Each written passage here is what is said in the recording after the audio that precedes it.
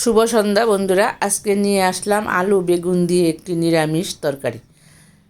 মোটামুটি শুকনা হবে না, তরকারিটা মোটামুটি একটু ঝোল ঝোল ভাব হবে এবং খুব ভালো লাগবে খেতে, ভালো লাগেও। দেখুন এখানে আমি বেগুনটাকে আগে একটু হালকা করে ভেজে নিলাম, আর বেগুনটা মোটা বেগুন ছিল বেশি আর ছোটো বেগুন ছিল কম।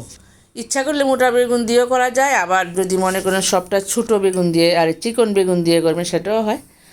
তারপরে আলুটা সিদ্ধ করে একটা আলু ফেটিয়ে নিয়েছি, ঝোলটা একটু ঘন ঘন হবে। আর এই আলুগুলি একটু কেটে কেটে দেবো চিকন চিকন করে।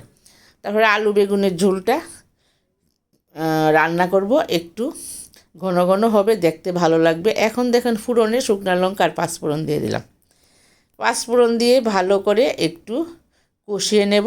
এখন সমস্ত মশলা দিয়ে এখানে হলুদ, জিরা, ধনিয়ার গুঁড়া আর একটু কালারের জন্য অল্প একটু লঙ্কা দিয়েছি, গুঁড়া লঙ্কা। কিন্তু গুঁড়া লঙ্কা না দিলেও পারেন আপনারা, কাঁচা লঙ্কা বেটে রান্নাটা করলে বেশি ভালো হবে। আমি একটু কালারের জন্য একটু দিয়েছি। এখন যখন আলুটা কষানি হলো, কষাতে কষাতে এখন সেই বেগুন কষানোটাও আমি দিয়ে দিলাম, দিয়ে আর একটু নেড়ে চেড়ে নেব। আপনারা এইভাবে করে একদিন খেয়ে দেখবেন, বেশ ভালোই লাগে। আর যদি ভালো লাগে রান্নাটা তাহলে একটা লাইক, একটা সাবস্ক্রাইব দিয়ে আমার পাশে থাকবেন। এখন মোটামুটি কষানোটাই প্রায় হয়ে গেছে।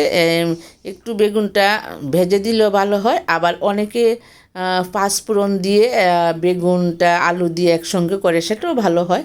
মানে বেগুনটা একটু গলে যায় বেশি বেশি সময় সিদ্ধ করলে। আর এমনিতে আলাদা করে ভেজে নিলে, আলুটা সিদ্ধ করে নিলে বেগুনের তরকারিটা বেশ ভালো হয়।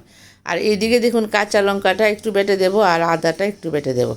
এগুলি পালিশ করে বাটবো না, একটু ছেঁচা দিয়ে দিলাম কাঁচা লঙ্কাটা। তারপরে এখন কাটার দিয়ে কেটে দিয়ে দেবো আপনার আদাটা। আদা কাঁচা লঙ্কা তো লাগবেই। তারপরে নামানোর আগে আমি ধনিয়া পাতা দিয়ে নামাবো। ইচ্ছে করলে আপনারা ঘি গরম মশলা দিয়েও নামাতে পারেন।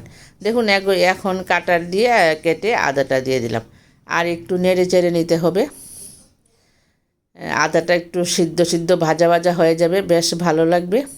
আর নুনটা ঠিক ঝোলটা দিবার আগে বা ঝোলটা দিয়ে দিবেন। আগ পর্যন্ত আমি কিন্তু এখন পর্যন্ত নুন দিইনি। প্রথম দিকে নুনটা দিয়ে দিলেই রান্নাটা একটু গলে গলে যায়। তারপরে এখন দিয়ে দিলাম জলে দেখেন সিদ্ধ হয়ে যাবে। এখন দিয়েছি নুনটা, 2-3টা গটগটি আসলেই ঝোলটা নামিয়ে নিতে হবে, নতুবা সিদ্ধ কিন্তু হয়ে গেছে সব কিছু। যেহেতু আলুটা আগে সিদ্ধ করেছি, বেগুনটাও ভাজা করে নিলাম, সেহেতু সিদ্ধটা হয়ে গেছে।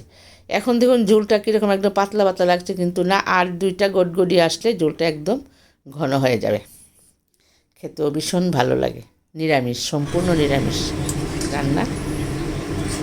এখন মোটামুটি হয়ে গেছে। আর ধনিয়া পাতা দেব। আপনারা ইচ্ছা করলে ঘি গরম মশলা বা বাটার দিয়েও করতে পারেন। আমি আবারও বললাম, বেশ এবার আমি ধনিয়া পাতা দিয়ে রান্না। বাড়িতে কিছু সবজি না থাকলেও গাছে বেগুন থাকলে আপনারা ইচ্ছা করলে ঘি গরম মশলা দিয়েও নামাতে পারেন, আবার বাটার দিয়েও নামাতে পারেন।